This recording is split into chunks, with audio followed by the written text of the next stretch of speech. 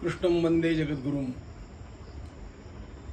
हे कळून मला अत्यंत आनंद झाला की वांबोरी येथे वृद्धेश्वर सत्संग मंडळ आणि समस्त ग्रामस्थांनी मिळून पंडित श्री महेशजी व्यास यांची तुलसी रामायण कथा आयोजित केली आहे।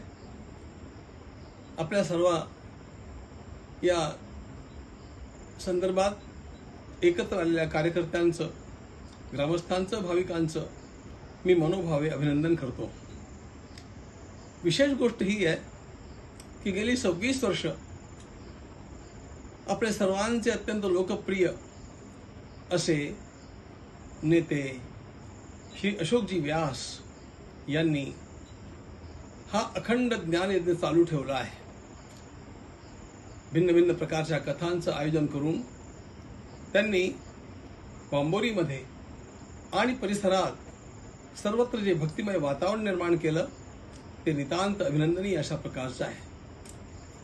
वांबोरीतली माझी कथा मला आठवते, वांबोरीकरांचं प्रेमही मला खूप आठवतं आणि अनेक वेळेला विचार असा चमकून जातो की केव्हा तरी वांबोरीला यावं, पण आत्ताची व्यस्तता आपण सगळे जाणता आहात, त्यामुळे मला ते शक्य जरी होत नसलं तरी मनानं मी आपल्या सर्वांच्या या कार्यक्रमामध्ये, उपक्रमामध्ये सहभागी आणि उपस्थित आहे।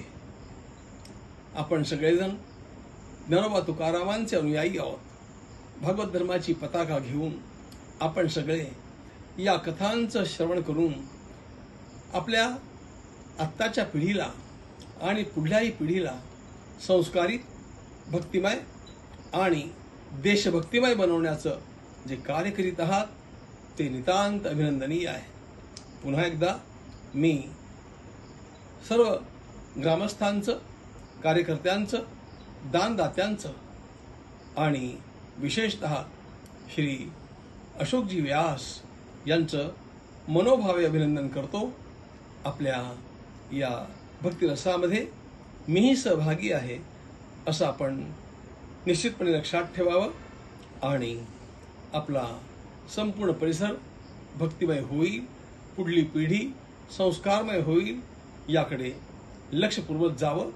याकरता तो परमात्मा आपणा सर्वांना उदंड शक्ती प्रदान करो अशा प्रकारची भगवान ज्ञानेश्वर माऊलींच्या चरणी प्रार्थना।